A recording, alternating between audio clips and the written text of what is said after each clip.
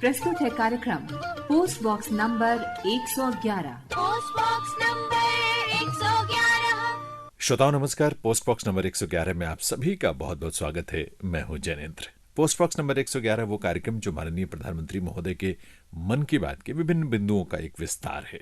इस कार्यक्रम में हम उन कुछ मुद्दों को लेकर बातचीत करते हैं, उन विषयों पर चर्चा करते हैं जो माननीय प्रधानमंत्री महोदय अपने मन की बात में आपके साथ साझा करते हैं। और ये कार्यक्रम जो है यानी पोस्ट बॉक्स नंबर 111 वर्ष 2014 से दिसंबर महीने से मन की बात के साथ साथ चलता है, उसे एक नया विस्तार देता है, उसको एक नया आयाम देता है।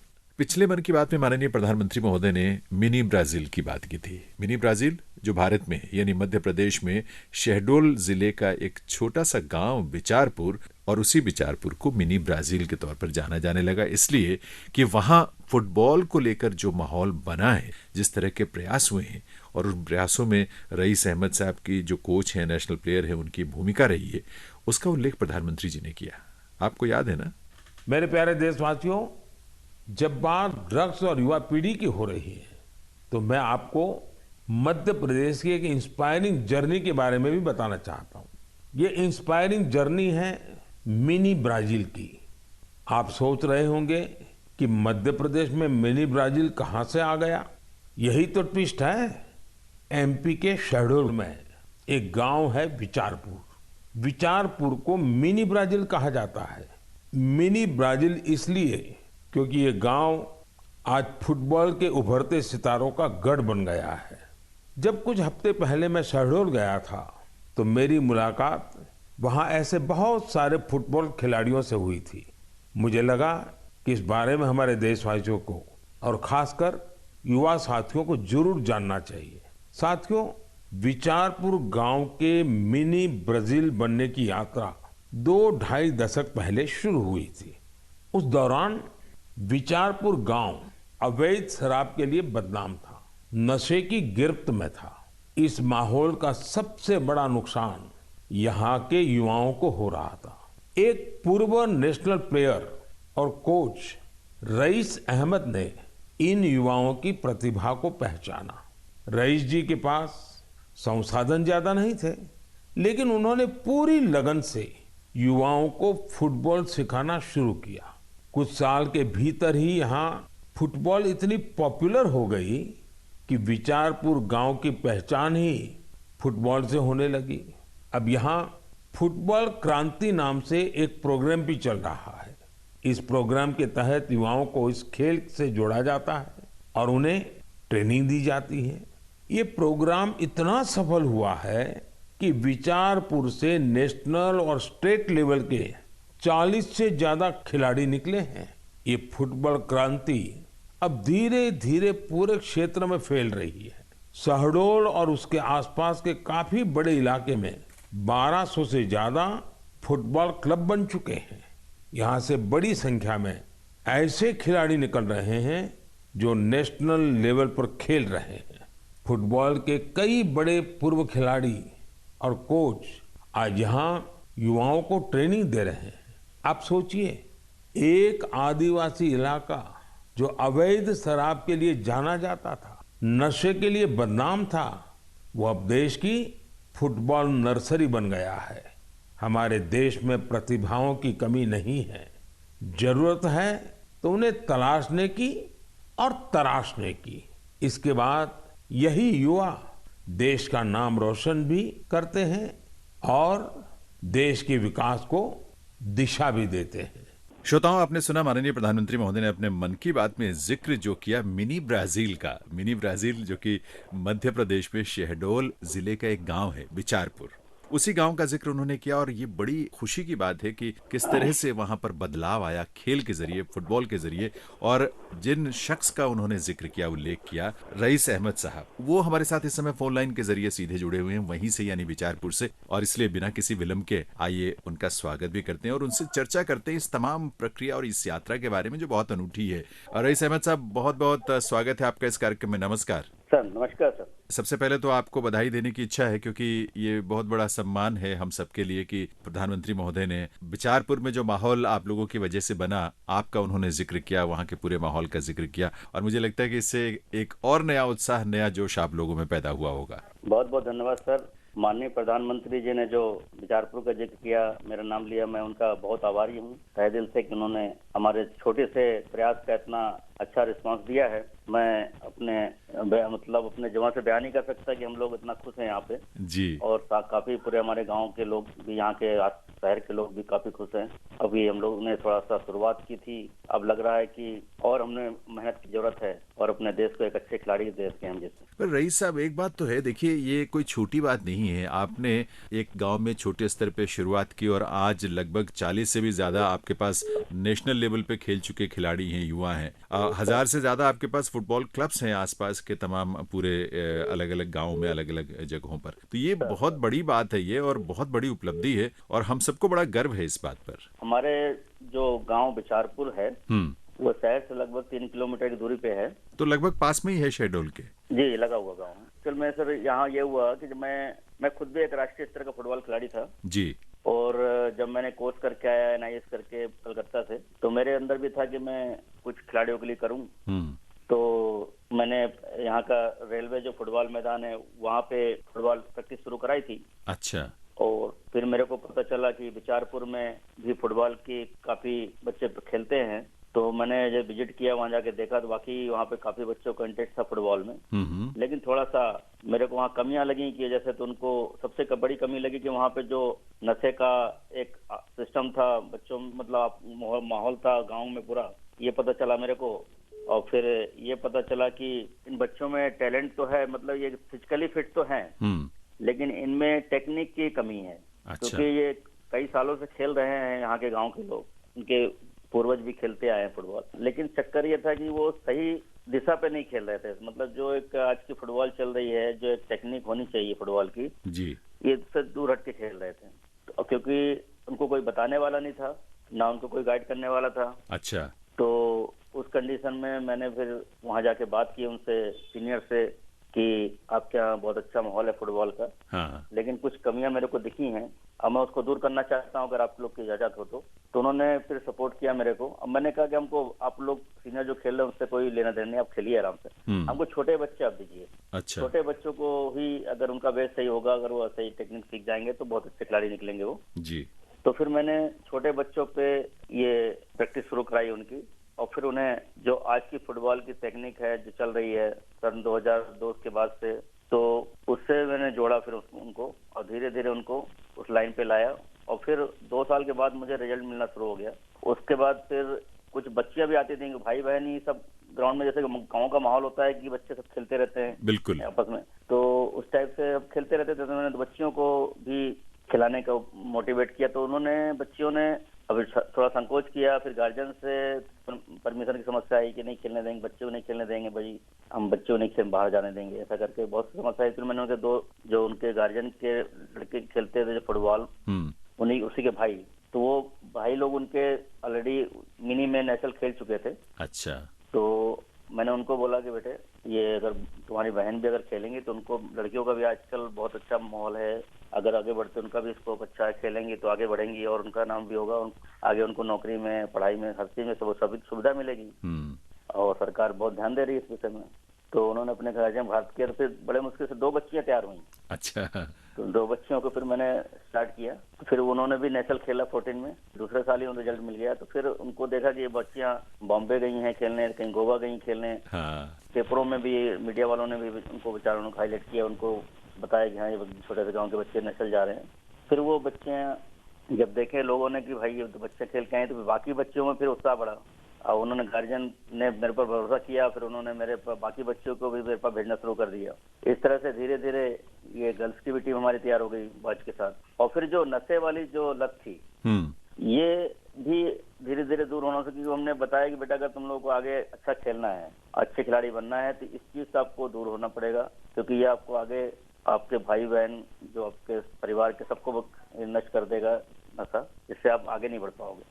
और उनका वो ये मोटिवेशन था कि धीरे धीरे बच्चों ने पहले अपने से शुरुआत की, घर में मना किया, सब छुड़वाया, उसके बाद गांव में उन्होंने मुहिम चलाई, पूरे खिलाड़ियों ने ही सब साथ में मिलकर किया। अच्छा, तो बच्चों ने जो आपके साथ जुड़े थे, फुटबॉल के साथ जुड़े थे, उन लोगों ने पूरे गांव में एक माहौल बनाया कि इससे हमें दूर रहना है और बाकियों को भी दूर रखना है इससे। जी जी, मैं कहा कि अगर इनको मैं डांट के भगाऊंगा और बोलूंगा और पटांग तो ये इस तरह तो ये फिर क्या है, इनके लिए अच्छे ग्राउंड छोड़ देंगे बच्चे। बिल्कुल। तो इनको इस चीज का उसके बारे में नफा नुकसान बताया जाए कि इससे फायदा नुकसान क्या है आपके।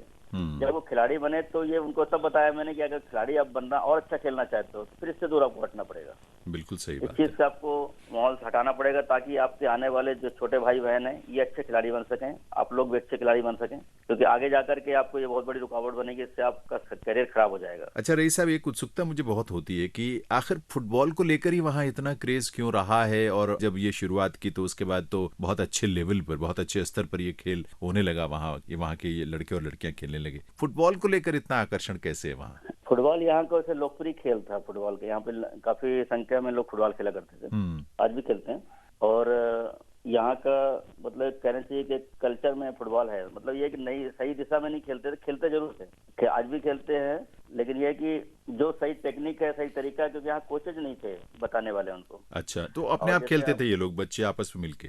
हाँ, और जैसे हमने क्या हुआ कि वो बिचारपुर के जब हमने शुरुआत की, बच्चे राष्ट्रीय स्तर में खेले, इवन गर्ल्स की टीम का तो ये हाथ था कि स्कूल नेशनल गेम्स में फर्स्ट 11 में 8 से 9 बच्चे इस गांव की खेला करती थी। अच्छा, सिर्फ एक गांव की, सोचिए। क्या बात है। 8, हाँ, ये शुरुआत में इतना अच्छा रिजल्ट मिला तो इससे पूरा माहौल बन गया, और फिर लड़कों ने भी अच्छा परफॉर्मेंस दिया, तो मिला के 40-45 बच्चे राष्ट्रीय स्तर खेल लिया, और एक एक बच्चे ने 8-8, 9-9 नस्ल खेला है। तो माननीय कमिश्नर महोदय हमारे जो राजीव शर्मा सर आए हैं यहाँ पे जी सन 2021 में, तो उन्होंने देखा कि फुटबॉल का यहाँ पे तो बहुत अच्छा माहौल है बिचारपुर में, तो यहाँ तो पूरे संभाग में फुटबॉल को काफी पसंद करते हैं लोग, और टैलेंट पूरे संभाग में है ऐसा, क्योंकि नेचुरलिटी फिटनेस तो आदिवासी अंचल में बच्चे फिटनेस तो अच्छी है इनकी, अगर इनको सब जगह अगर मोटिवेट करके इनको तैयार किया जाए तो अच्छे खिलाड़ी हमको तैयार मिलेंगे। अभी जो मिनी ब्राजील का नाम दिया जा रहा है बिचारपुर को, तो पूरा संभाग को मिनी ब्राजील का नाम दिया जाए। हाँ बिल्कुल। तो उन्होंने मुहिम चलाई, पूरे संभाग में जितने ग्राम पंचायतों में पूरा 1000 क्लबों का गठन करवा दिया। अच्छा, हर गांव में लगभग है? हर गांव में पूरा, और क्लब का गठन, कप्तानों का चयन करके पूरा फुटबॉल है, जहाँ जहाँ छोटी जगह बड़ी जगह जैसी भी वहाँ शुरू करवा दिया उन्होंने। उसके लिए उन्होंने कुछ संसाधन, कुछ सुविधाएं भी वहाँ मुहैया करवाई होंगी? हाँ, कुछ जहाँ जैसी जरूरत पड़ती थी, जैसे रिलायंस वालों से बोल दिए, कोल माइंस वालों से बोल दिए, कुछ फुटबॉल दे दिया, कहीं टी-शर्ट दे दिया किसी ने। अच्छा, ऐसा करके थोड़ा बहुत जो उनसे हो सकता था। हालांकि प्रशासन से भी उन्होंने मदद के लिए लिखा था, लेकिन अभी वहाँ से कुछ आया नहीं, लेकिन यहाँ से ही उन्होंने काफी कुछ थोड़ा थोड़ा जो उनसे हो सका करवा दिया था। तो ये कि चालू तो हो गया, मतलब कम से कम 25,000 बच्चे ग्राउंड से जुड़े हुए। अरे वाह। अच्छा, एक चीज मैं सोच रहा था कि जब आपने शुरू किया, मेरा ख्याल है 20 साल से ज्यादा समय हो गया शुरुआत के, आपके 2003-04 की बात। अच्छा, तो लगभग 20 साल मान लेते हैं। तब आपके पास भी क्या संसाधन थे इतने और इस रूप में थे कि आप इन चीजों को आगे लेकर चल सकें, बढ़ा सकें, क्योंकि नहीं। जरूरत तो थी चीजों की। हाँ जी जी, क्योंकि संसाधन की तो बहुत जरूरत थी, क्योंकि मैं जब कोचिंग लेके आया तो उसे मालूम था कि बहुत सामान की जरूरत पड़ती है बच्चों के। सबसे बड़ी समस्या है कि बच्चे गरीब करके हैं। हाँ, क्योंकि मैं जब रेलवे ग्राउंड में प्रैक्टिस कराता था तो ये वहाँ इसलिए जाना शुरू किया कि इनके पास संसाधन नहीं था मेरे पास आके प्रैक्टिस कर सकेंगे। अच्छा, तो मैं सोचा कि मैं खुद ही जाकर के इनको वहाँ प्रैक्टिस कराऊंगा, तो एक साथ तो बच्चों के साथ ट्रेनिंग भी हो जाएगी और एक उनको आने जाने में दिक्कत नहीं जाएगी। तो मैंने फिर बच्चों को देखा, फिर किसी के पास जूता नहीं, किसी के पास टी-शर्ट नहीं, किसी के पास, सब ऐसे बहुत सारी समस्याएं थी। तो जैसे अपने कुछ सीनियर खिलाड़ी हैं या और भी जो लोग, कहीं किसी बॉल ले लिए, किसी टी-शर्ट दिला दिए, कुछ हमने अपने तरफ से कर दिए, ऐसे कर करके काम चलाते थे। बस मिलजुल के ये चीजें कम से कम काफी कुछ हो जाता था। हाँ जी जी। रईस साहब, मुझे लगता है कि ये जो कुछ माहौल जो बना है, इसकी वजह से वहाँ पर बहुत सारी एकेडमीज भी बन गई होंगी, और चाहे प्रोफेशनल लेवल पे, कमर्शियल लेवल पे, या मान लीजिए गांव के स्तर पर ट्रेनिंग सेंटर्स काफी सारे बन गए होंगे अब तो, मुझे लगता है। जी जी, अभी क्या है कि माननीय कमिश्नर महोदय द्वारा रिलायंस फाउंडेशन के माध्यम से हमारे जो राष्ट्रीय खिलाड़ी बेचारे बेरोजगार थे, उन्हें ई-लाइसेंस कोर्स कराया। अच्छा, ऑल इंडिया फुटबॉल फेडरेशन के जरिए। तो वो फिर लाइसेंस कोर्स करके एक फुटबॉल कोच के रूप में वो तैयार हो गए हैं। हाँ, और उन्हें रोजगार से जोड़ने के लिए वो रिलायंस फाउंडेशन को उनके जो कार्य क्षेत्र के अंदर जो स्कूलें आती हैं, वो स्कूलों को उन्होंने इन्हें एक एक बच्चों को वहाँ पे अपॉइंटमेंट किया है और ये बच्चे 10-10 हजार रुपए पर मंथ सैलरी में वहाँ काम करेंगे और बच्चे वहाँ से तैयार करेंगे। बहुत अच्छा और है। माननीय कमिश्नर महोदय के द्वारा हमारे बिचारपुर गांव में हाँ एक फ्रीडम सेंटर भी खोला जा रहा है, जो खेल युवक कल्याण विभाग के माध्यम से, जो एकेडमी के रूप में जाना जाएगा, अच्छा। Football academy. और उसमें मध्य प्रदेश से जो कोच का चयन के लिए विज्ञापन दिया गया था, तो वहाँ के बच्चों ने भी ट्राई किया था। तो एक हमारी लक्ष्मी सहीस लड़की है जिन्होंने 9 नेशनल खेला फुटबॉल में जी जी, और इलेक्शन कोर्स भी किया हुआ है, एमए किया हुआ है। तो वहाँ से उसका उसी गांव की बच्ची का भी सिलेक्शन हुआ है। अच्छा, ये भी बहुत अच्छी बात है और बल्कि जी, अच्छा जी, लगेगा बच्चों कोच को के भी रूप कि हमारे ही गांव की कोई लड़की खेल के राष्ट्रीय स्तर पर और आज कोच के रूप में उनको प्रशिक्षित हाँ, कर रही और है। उसी गांव की बच्ची है, उसी गांव में कोचिंग देगी। ये जो सेंटर बना है ये जो स्पोर्ट्स अथॉरिटी ऑफ इंडिया का सेंटर है जो खेलो इंडिया के अंतर्गत है। हाँ, ये भारतीय खेल प्राधिकरण से अटैच है, खेल युवक कल्याण विभाग उसको देख रहा है, जो राज्य का खेल और युवा कल्याण विभाग है। सर एक्चुअल में ये भी शुरू होने वाला है, मैंने इसकी घोषणा हो गई है, अभी अपॉइंटमेंट हो गया है बच्ची का। अब बच्चों का एक ट्रायल होगा, उसके बाद फिर कैंप शुरू हो जाएगा। 20 बच्चे लड़के, 20 लड़के और 20 लड़कियां हाँ इसमें रहेंगी, जिनको पर मंथ 1,000 रुपए दिया जाएगा। और बच्चों को अपने उनके जो खर्चे हैं छोटे मोटे, और बाकी खेल सामग्री खेल युवक कल्याण विभाग की तरफ से दी जाएगी। जी। और जो कोच को उसको 25,000 की सैलरी दी जाएगी। ये बच्चे आसपास के सेलेक्ट किए जाएंगे, ये आके डेली प्रैक्टिस करेंगे। बच्चों को जैसे अपने स्कूल जहाँ पढ़ते हैं पढ़ेंगे, सुबह शाम जिनका टाइमिंग होगा अपने स्कूल जाएंगे, फिर अपने शाम को इनको कोचिंग शेड्यूल जो रहेगा उसमें प्रैक्टिस करेंगे। अच्छा, इनको सिर्फ कोचिंग दी जाएगी और 1,000 रुपए इनको खर्चे के लिए अलग से दिया जाएगा। भाई खेल सामग्री किट वगैरह सरकार देगी इनको।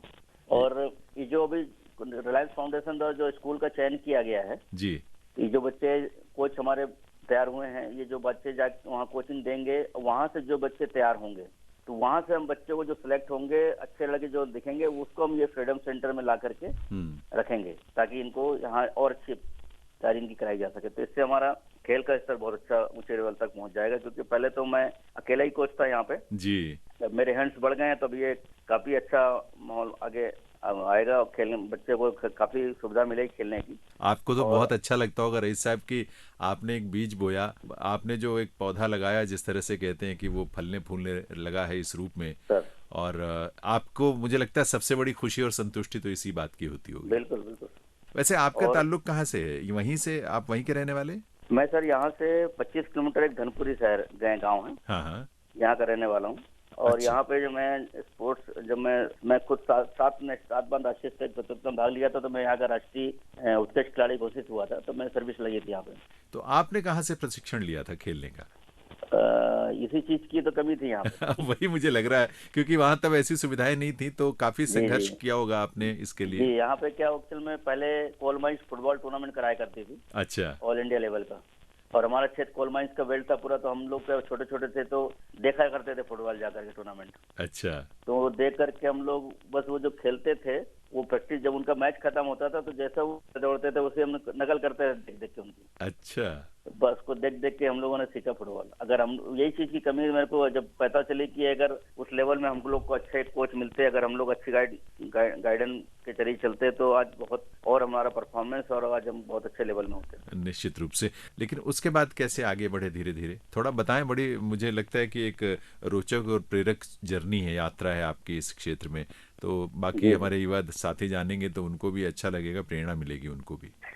बस वही सर तक कि जब छोटे उसमें जब हमने नेशनल खेल लिया, हाँ, तो एक संभाग में खेला खिलाड़ी था जो नेशनल प्लेयर था मैं, तो काफी सम्मान भी मिला मेरे को और काफी उत्साह। तो मेरे को ये लगा कि मेरे को और अच्छा फिर मेहनत करने लगा। फिर ग्राउंड से फिर किया था कि हमको ग्राउंड के अलावा कुछ दिखता ही नहीं था। सुबह शाम स्कूल से आए, ग्राउंड इसके कुछ काम ही नहीं था, मतलब उसके अलावा कुछ सोचते ही नहीं थे के बारे में ना। बिल्कुल। और काफी क्योंकि लोकप्रिय था हम लोग के लिए फुटबॉल। अब ये कमी थी कि जब मैंने आया कोच करके, तो ये पता चला कि फुटबॉल खिलाड़ी का एक स्टैंडर्ड अलग है, उसकी लाइफ अलग है और कोच की लाइफ अलग है जी। दोनों के रास्ते बिल्कुल डिफरेंट है। जब कोच का ट्रेनिंग लिए तो पता चला कि हम बहुत सी बारीकियों के बारे में नहीं जानते थे। हाँ, बिल्कुल। और आज अगर हम बच्चों को एक चीज बताएंगे तो काफी जल्दी इम्प्रूव करेंगे बच्चे को। तो ये कमी जब मेरे को लगी, तो मैं यही दिल में था कि मैं कुछ बच्चों के लिए करूंगा, ताकि जो हम नहीं कर पाए बच्चे करें। तो तभी आपने NIS जो कोलकाता है, वहाँ आपने प्रवेश लिया, कोचिंग का ट्रेनिंग लिया वहाँ से। जी। आप इस बीच रईस साहब नौकरी भी करते रहे मेरा ख्याल है कहीं? हाँ जी, जब भी मेरी नौकरी लगी तभी मैं चड़ोल आया। अच्छा, किस डिपार्टमेंट में? एजुकेशन डिपार्टमेंट में टीचर था स्पोर्ट्स का। अच्छा। फिर क्या हुआ, इन बच्चों को मैंने फिर स्कूल में एडमिशन भी कराया, जो पढ़ते नहीं थे फिर पढ़ने के लिए सुविधा कराई इनकी। जी। तो पढ़ाई से जोड़ा इनको, नशा से मुक्त कराया, पढ़ाई से जोड़ा, फिर खेल से जोड़ा, फिर ये जाकर के यहाँ पहुंचे। कुछ बच्चे पुलिस में भी हैं, कुछ आर्मी में भी गए हैं, कुछ रेलवे में भी हैं जो सर्विस भी कर रहे हैं। बाकी बहुत से बच्चे रोजगार थे, तो ये फिर इसमें अब जुड़ गए हैं, तो काफी इसमें मदद मिल रही है बच्चों को। तो हम लोग उसी में बहुत खुश हैं। माननीय कमिश्नर साहब का इसमें बहुत बड़ा योगदान है हमारे। जी, एक बड़ी अच्छी बात है रईस साहब की। देखिए, एक तो नशे से जब दूर हुए हमारे युवा साथी, तो उनके लिए बाकी संभावनाओं के द्वार जो है वो खुले। वो सेना में भर्ती हो रहे हैं, पुलिस में भर्ती हो रहे हैं, किसी और क्षेत्र में जा रहे हैं। और अब तो जैसे आप बता रहे हैं कि फुटबॉल के ट्रेनिंग के लिए कोचेज की जो जरूरत है, प्रशिक्षकों की, उसमें बहुत सारे हजारों ऐसे आपके खिलाड़ी हैं जो उसमें सिलेक्ट हुए हैं। चूंकि खेलों में भी मुझे लगता है बहुत संभावनाएं हैं, बहुत अपार संभावनाएं नजर आती हैं। और आपके लिए करियर के पॉइंट ऑफ व्यू भी अगर देखें, करियर के नजरिए से, तो भी बहुत संभावना है उसमें। बिल्कुल सर।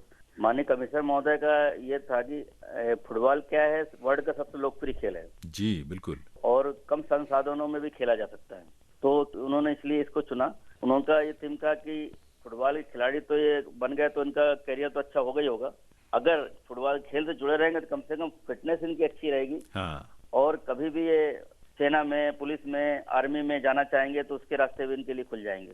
बिल्कुल सही बात। और ऐसा हो भी रहा है, बहुत सारे बच्चे तो उधर जा भी रहे हैं, आप बता रहे हैं जैसे।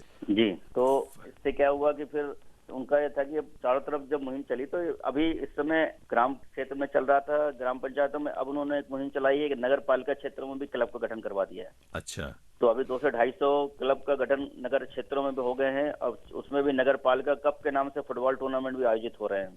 अभी 8-10 टूर्नामेंट भी हो गए हैं। माने नगर पालिका के वार्ड होते हैं, हाँ हाँ, उन वार्डों की टीम बना के उनसे मैच कराया जा रहा है। अच्छा ये भी बहुत अच्छी बात है, क्योंकि प्रतियोगिता का माहौल तो रहना चाहिए ना, मुकाबले का भाव रहना चाहिए। और एक दूसरे के साथ मुकाबला इस तरह से होगा तो और उनको अच्छा लगेगा। एक गार्जियन का फोन आया। हाँ। ये सर, ये मुहिम से हमारे बच्चों को बहुत फायदा हुआ। अच्छा। जो बच्चे टीवी देखते थे, मोबाइल में लगे रहते थे, वो आज खेत ग्राउंड से जुड़े हुए हैं। सही बात। तो कम से कम वो टेस्ट ले रहे हैं, ग्राउंड से मेहनत कर रहे हैं। तो दो चीजों से बच्चे दूर हुए और उसका लाभ बहुत मिला। एक तो नशे से मुक्त हुए, दूसरा ये मोबाइल वगैरह से, टीवी से थोड़ा समय निकाल कर वो छोड़कर उसे खेलों में जुटे, और इतना अच्छा उसका परिणाम भी मिल रहा है। रईस साहब, एक चीज बताएं, क्योंकि खेलों में और फुटबॉल में भी जैसे आप बता रहे थे कि बहुत परिवर्तन हुआ है, बहुत सारी नई नई टेक्निक्स, नई चीजें आ गई, उसमें नए नियम बन गए हैं। क्या क्या कुछ खास बदलाव हुए हैं और बच्चे किस तरह कोप अप कर रहे हैं, उसको किस तरह से आत्मसात कर रहे हैं?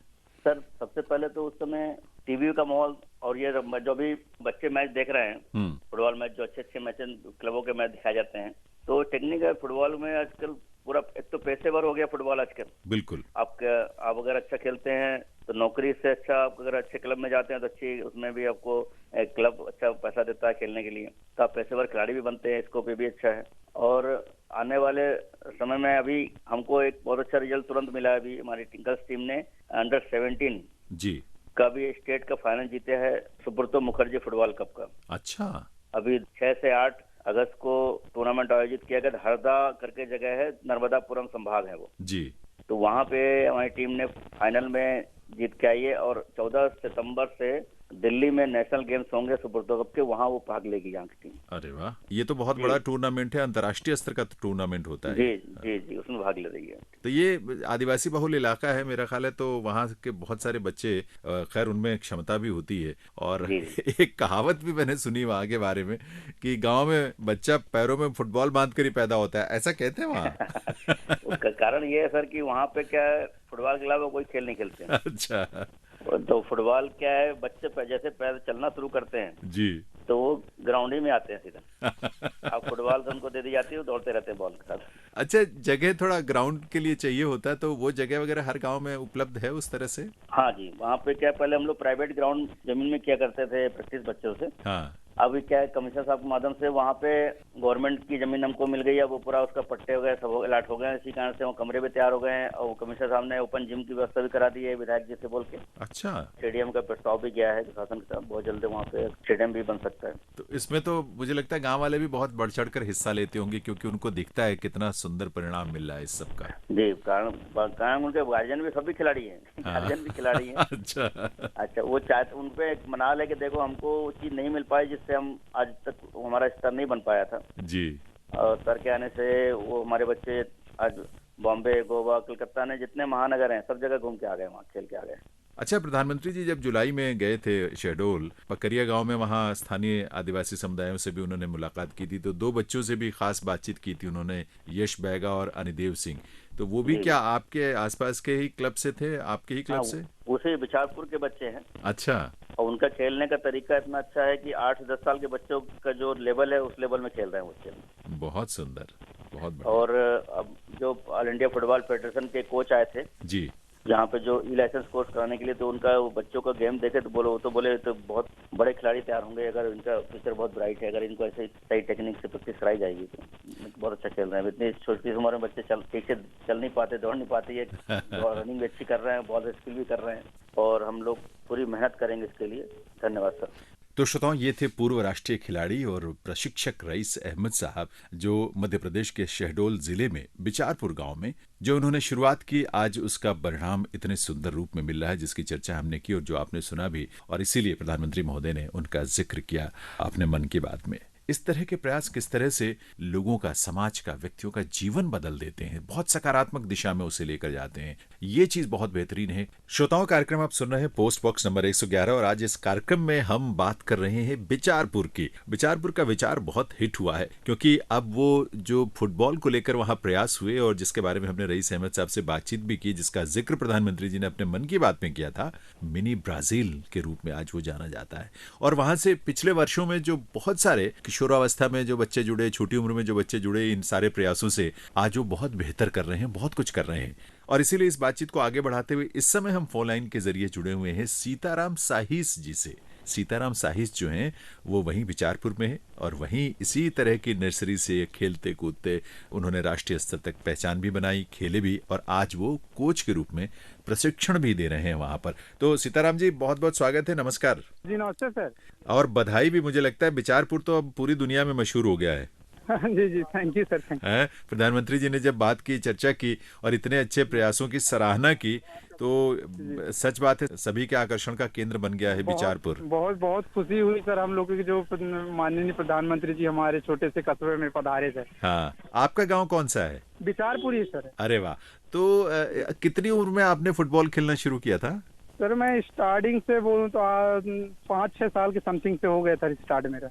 वहाँ तो मुझे लगता है सारे बच्चे इसी उम्र में शुरू हो जाते हैं फुटबॉल खेलना। हाँ जी जी सर, जी जी जी, गेम से ही स्टार्ट हुआ है सर। जितने भी यहाँ पे बिचारपुर में थे सर, गेम से ही स्टार्टिंग में तो और बहुत तेज गेम चल रहा था, बाकी हम लोग को वो फैसिलिटी नहीं मिल पा रही थी सर, जो अब मिल रही है सर सभी आज के बच्चों को सर। जो कैसे यात्रा आपकी आगे बढ़ी है, बताएं उसके बारे में जरा। सर पूरी स्थिति के सर सभी थे हम लोग, हमारी बहन और पूरे बिचारपुर जितने बच्चे खेले हैं सर वहाँ पे, पूरा बड़ा मुश्किल से हमें तो जूता मिलता रहा सर पहले। अच्छा।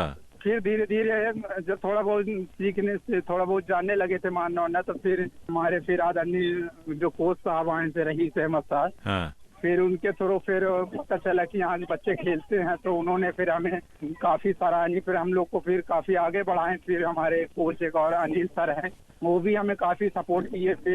फिर आगे सर माध्यम से उनके फिर हम स्टेट नेशनल ये सब फिर खेलने लगे सर। फिर अब और ज्यादा काफी अब के छोटे बच्चों को सर और भी ज्यादा फैसिलिटी मिलने चालू हो गया, क्योंकि ये फुटबॉल क्रांति जो आई सर हमारे आदरणीय राजीव शर्मा जी कमिश्नर साहब जी, उनके माध्यम से हमें काफी बहुत फायदाएं मिल रहे हैं अब सर।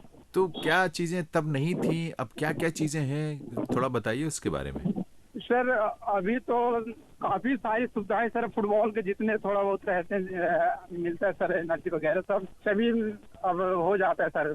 खेल व कल्याण विभाग भी काफी हेल्प कर देते हैं सर इस समय। अच्छा, रोजगार को लेकर क्या स्थिति है? मतलब देखिए, क्योंकि सबसे बड़ी चिंता ये अभी रोजगार सर, ये 24 कोचेस तो सर रिलायंस फाउंडेशन ने ई लाइसेंस कोर्स ने करवाया फुटबॉल में सर, और सभी गाँव में सर स्कूलों में हम लोग को सर कोच के रूप में निर्धारित किए हैं, उसमें सैलरी भी सर दे रहे हैं सर हम लोग को। तो वो आपको भी उसमें चयन किया गया है उसमें कोच के रूप में? हाँ जी जी जी, मैं भी हूँ सर में। अरे वाह। तो वैसे भी जितने क्लब वगैरह बने हुए हैं वो और भी मेरा ख्याल है 1000 से ज्यादा क्लब सीताराम जी हाँ बन जी, चुके हैं। 1200 1200। तो उन सभी क्लबों में जो कोच रखे गए हैं तो उनको तो सैलरी भी दी जा रही है? सर अभी हाँ कोचेस तो हैं सर, बाकी अभी जो ई लाइसेंस कोर्स रिलायंस फाउंडेशन ने करवाए हैं सर अभी आदरणीय राजीव शर्मा जी के थ्रू फुटबॉल क्रांति के तहत जैसे हुआ सर ये। तो 24 कोचों को जो है कि सभी स्कूलों में जो गरीबों बाहर के जो हमारे क्षेत्र के जिले जो स्कूल हैं सर वहाँ पे उनमें सभी को रखा गया है सर बच्चे कोच के तौर पे,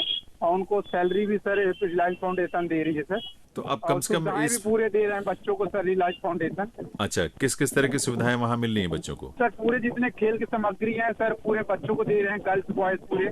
अच्छा, कोचिंग के लिए आपने प्रशिक्षण भी तो लिया होगा कहीं से? हाँ सर, मैं स्टार्टिंग से ले तो रहा था सर। स्टार्टिंग से जो हमें निखारा है जो रईस अहमद खान जी आए थे। अच्छा, तो आप लोग बहुत खुशी और उल्लास से भरे हुए हैं इस पूरे माहौल को लेकर, हैं? हाँ जी जी, आप बहुत खुशी मिली सर कि आपके बच्चों को काफी फैसिलिटी मिल रही है सर। बहन को भी सर एक फीडिंग सेंटर आने वाला हमारे इधर बिचारपुर में, तो वो जो कोच है सर वो ज्वाइनिंग हो गई है सर खेल कल्याण की बात। जी जी, उसके लिए भी बहुत बहुत बधाई, क्योंकि आपकी बहन लक्ष्मी साहिस जो हैं वो कोच के रूप में उनकी भी नियुक्ति हो गई है जो खेल का केंद्र बन रहा है प्रशिक्षण का। तो एक सचमुच ये ऐसा माहौल जो स्टार्टिंग का था सर, मैं तो 12th तक ही पढ़ा हूँ सर। छोटे से मेरे उतना स्थिति खराब थी सर घर में। हाँ, घर पे तो मैं बाहर निकल गया था सर। अच्छा। तो मैं फिर बाहर जाके सर थोड़ा बहुत ये सब काम करने लगा था। फिर वहीं पे मैं एक टीम भी बनाया सर। एक बाढ़ सागर हमारे शहडोल जिले में आता सर, बाढ़ सागर एक कस्बा है सर। वहीं पे मैं बच्चों को फिर ट्रेनिंग दे रहा था सर। वहीं पे फुटबॉल से मेरा बहुत लगाव है सर। अच्छा। तो वहीं पर मैं बच्चों को ट्रेनिंग देने लगा सर, और फिर बच्चियों को भी, दोनों को। तो बच्चे तो स्टेट तक ही खेल पाए, बाकी बच्चियों को मैं काफी सपोर्ट मिला सर। मेरे रईस सर मेरे कोच उन्होंने दिए, और अनिल सिंह ने दी, हमें सपोर्ट किए। तो करीबन 10 बच्चियों को सर मैं नेशनल तक खिलवा दिया सर। वहाँ पे 2 नेशनल बच्चियाँ खेल चुकी सर। बहुत बढ़िया, बहुत अच्छा। इसके आगे की भी तैयारियां कुछ कर रहे हैं बच्चे? हाँ सर, अभी भी मेरा कोचिंग चल ही रहा सर। अभी 2 कोचिंग चल रहा सर। एक तो रिलायंस फाउंडेशन जो मेरी स्कूल एकलव्य स्कूल एक दी है सर, वहाँ पे मैं जाता हूँ। अच्छा। बच्चों को 13 बच्चियों को उन्होंने सिलेक्ट करे हैं हम लोग, उनको हम कोचिंग दे रहे हैं। और अलग से सर एकेडमी जो मेरा खुद से चल रहे हैं सर, वो अलग से मैं चलाता हूँ सर अपना एकेडमी। तो वो व्यक्तिगत रूप से आप चलाते हैं, तो उससे भी आपकी इनकम होती होगी? हाँ जी जी, थोड़ा बहुत सर हो गया मेरा स्थिति किस कारण से। चलिए, बहुत अच्छी बात है। ये माहौल और ये उत्साह बने रहना चाहिए। और सचमुच जो फुटबॉल क्रांति की बात हो रही है उस बिचारपुर को लेकर, तो वो क्रांति, उसका प्रचार प्रसार हो और हमारे बच्चे बहुत अच्छा खेलें, दुनिया भर में उनका नाम हो। जब से सर ये फुटबॉल क्रांति आदरणीय हमारे पूरे शहडोल संभाग के फ्री बन गए हैं सर, ये आदरणीय राजीव शर्मा जी जी, सभी उनकी चर्चा करते हैं। उन्हीं के माध्यम से सर ये पूरा सब कुछ हो पाया सर। और रईस अहमद जी हमारे जो कोच है, अनिल सिंह जी हैं। जी, चलिए, बहुत अच्छी बात है। सीताराम जी, आपसे बात करके बड़ा अच्छा लगा। और अभी तो बहुत कुछ करना बाकी है। तो आप लोग इतने उत्साह से लगे हुए हैं, इतनी निष्ठा के साथ फुटबॉल के साथ जुड़े हुए हैं, तो आप सबको बहुत बहुत बधाई और बहुत सारी शुभकामनाएं। जी, thank you so much sir. श्रोताओं, हमने रईस अहमद साहब से बात की, हमने सीताराम साहिस से बात की, और दोनों लोगों ने जिनका जिक्र किया, एक और हमारी ऐसी बहुत ही होनहार खिलाड़ी लक्ष्मी साहिस, जिन्हें अब बाकायदे वहां प्रशिक्षक के तौर पर यानी कोच के तौर पर नियुक्ति मिल गई है, जो नया केंद्र खुला है खेल विभाग के माध्यम से।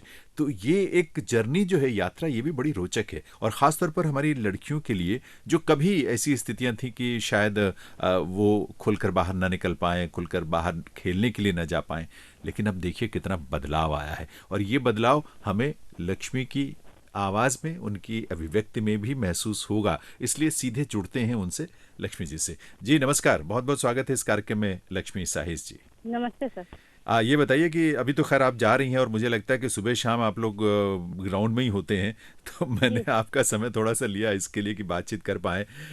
लक्ष्मी, आपको बधाई इस बात के लिए कि अब आप पक्के तौर पर वहाँ कोच सरकार की तरफ से नियुक्त हो गई हैं, जो सेंटर खुल रहा है। Thank you sir. बहुत खुशी होगी और बड़ा उत्साह बढ़ा होगा इस बात से। जी सर। जब आपने शुरुआत की थी फुटबॉल खेलने की, तब आपकी उम्र कितनी थी? सर यही 10-12 साल। अच्छा, तो कितने साल हो गए आपको खेलते हुए? सर यही 12 साल हो गए सर, 12-13 साल हो रहे हैं। अरे वाह। शुरू में दिक्कत होती थी, परिवार में लोग या समाज के लोग इस बात पे हिचकते थे कि लड़कियों को भेजें खेलने के लिए? गांव के लोग तो बोलते थे, पर फैमिली थोड़ा सपोर्टेड है, तो भैया जाते थे खेलने तो हम भी चले जाते थे पीछे पीछे। हाँ। तो हमारे भाई और बहन सब हम लोग खेलते थे, तो मैं भी चली जाती थी भाई के साथ। तो हाँ। भाई भी मेरे बहुत सपोर्टेड थे और लेके जाते थे खुद कि चलो वहाँ पे खेलना करके।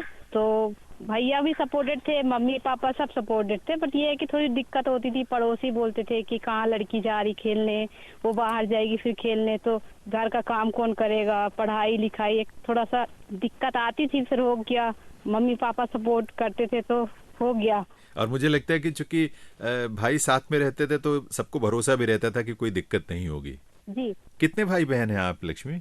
हम 4 बहन और 1 भाई है सर। 4 बहन और 1 भाई हैं आप। तो क्या जी। सभी फुटबॉल में लगे हुए हैं?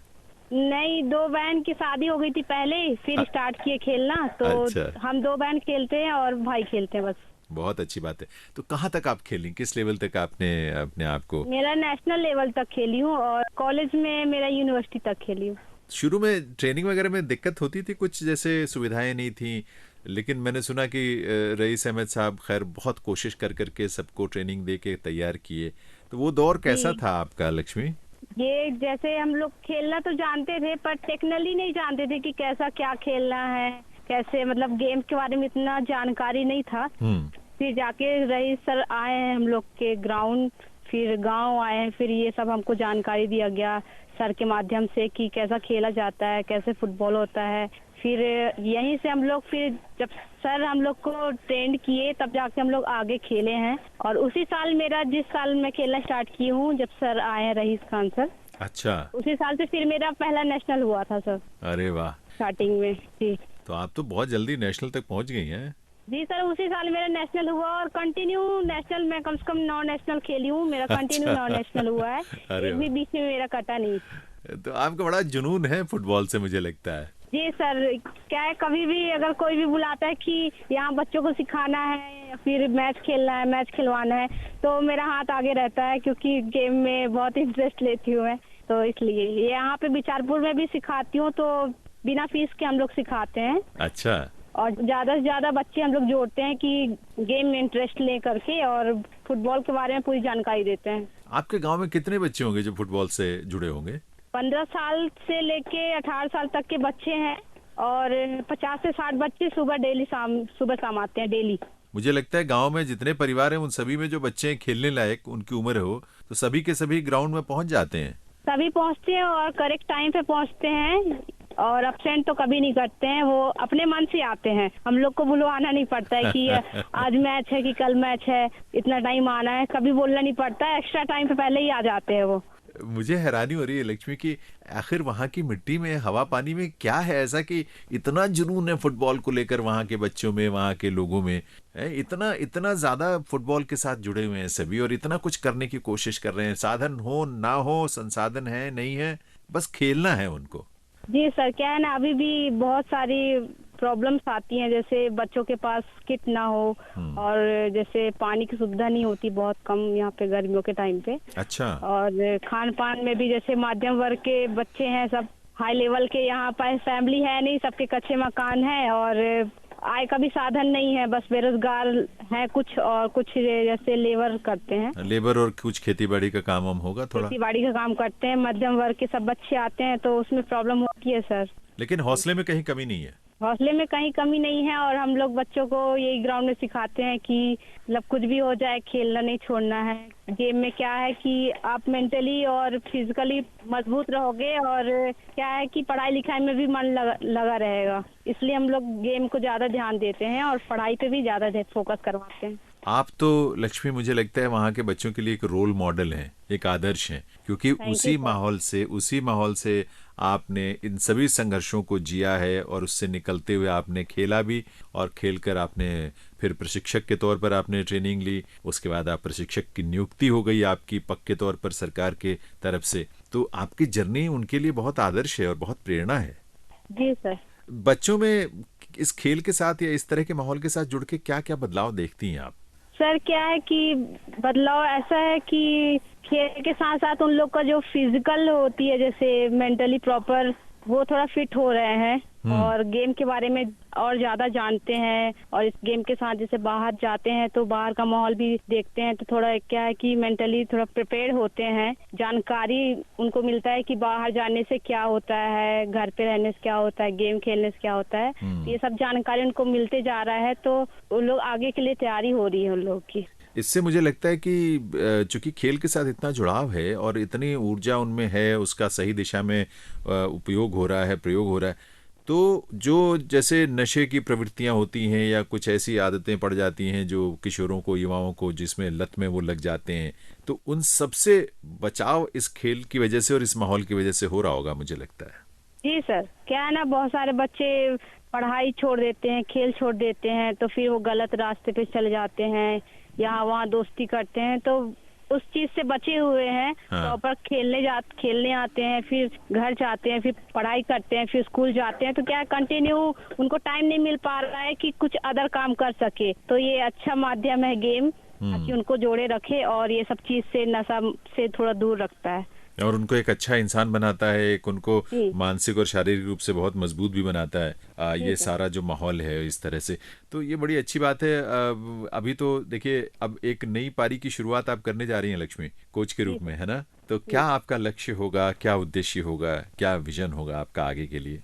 सर, ये उद्देश्य है कि मेरे बच्चे यहाँ पे जिनको मैं ट्रेन कर रही हूँ, वो ज्यादा से ज्यादा आगे बढ़े और आगे तक लेवल पे खेले, नेशनल इंटरनेशनल खेले। डबल मेहनत करूंगी और करवाऊंगी भी, ताकि गांव का नाम, प्रदेश का नाम और देश का नाम आगे करे। उनके लिए पूरा मेहनत करूंगी और यही चाहूंगी कि आगे खेले, जहां मतलब हमको नहीं मिला वो उनको मिले। नहीं, देखिए, आपको भी मिला है और आप माध्यम बनी है उनके लिए, तो उनको भी मिलेगा। और सबका अपने अपनी नियत के हिसाब से जो इसके हिस्से का जो है वो तो उसे मिलना है, लेकिन माहौल और रास्ता इस तरह से बनता जाता है तो मिलता है। लेकिन एक बात है, बच्चों को ये भरोसा तो, और ये जानते हैं वो अच्छी तरह की, लक्ष्मी मैडम जो है वो मेहनत बहुत करवाएंगी, क्योंकि वो खुद भी बहुत मेहनत करती हैं, है ना? जी सर। क्या बोलते हैं, अभी भी एक्साइटेड हैं कि मतलब कब से ये सब करवाए, मतलब स्टार्ट होगा। पूछते रहते हैं कि कब सिलेक्शन होगा, कब हम लोग का गेम स्टार्ट करवाएंगे। अभी ऐसे ही सर नॉर्मली करवा रही हूँ। अच्छा, चलिए, क्योंकि खाली अभी बच्चों का सिलेक्शन होना बाकी है, फिर उसके बाद पूरे किट आएंगे, फिर पूरे जो इक्विपमेंट है बच्चों के लिए, ग्राउंड के लिए, वो सब आएगा। उसके बाद मैं प्रॉपर स्टार्ट करूंगी। लेकिन ये है कि अभी अभ्यास तो जारी रहना चाहिए, नहीं तो वो खाली जारी है सर। एकदम सुबह शाम बच्चे आ रहे हैं और वो भी उत्साहित हैं कि कब होगा, तो मतलब प्रॉपर उनको दिया जाएगा सब। कितने घंटे की प्रैक्टिस रोज हो जाती है? 3 घंटे सुबह करवाती हूँ, 3 घंटे शाम को। अरे वाह, बहुत अच्छा। और आपसे बात करके भी लक्ष्मी बहुत अच्छा लगा, आपके अंदर जो जज्बा मुझे है। बहुत अच्छा लगा। बहुत बहुत धन्यवाद, हमारी तरफ से बहुत सारी बधाई, बहुत सारी शुभकामनाएं आपको और उन सब को जो इस तरह के प्रयास में लगे हैं। ये असल में व्यक्ति का भी निर्माण हो रहा है, समाज का भी निर्माण हो रहा है और देश के लिए भी बहुत कुछ सकारात्मक इस रूप में आप कर रहे हैं आप लोग। तो ये बहुत बड़ी बात है, हम सैल्यूट करते हैं, नमन करते हैं आपको और बहुत सारी शुभकामनाएं आपको। धन्यवाद सर। तो श्रोताओं, खेल किसी के जीवन में और उसके साथ साथ समाज के जीवन में कितना बड़ा बदलाव का माध्यम बन जाता है, ये बिचारपुर की कहानी जो है अपने आप में एक बहुत बड़ा उदाहरण है। और ये प्रेरणा और ये जानकारी इसलिए हम तक पहुंची कि माननीय प्रधानमंत्री महोदय ने मन की बात में इसका उल्लेख किया था। आज के इस कार्यक्रम से अब जयेंद्र को अनुमति दीजिए। नमस्कार।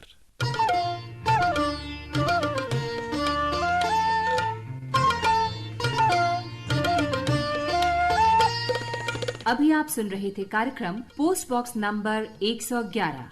Post box number 111। इस कार्यक्रम के प्रस्तुतकर्ता थे Jainendra Singh. Post box number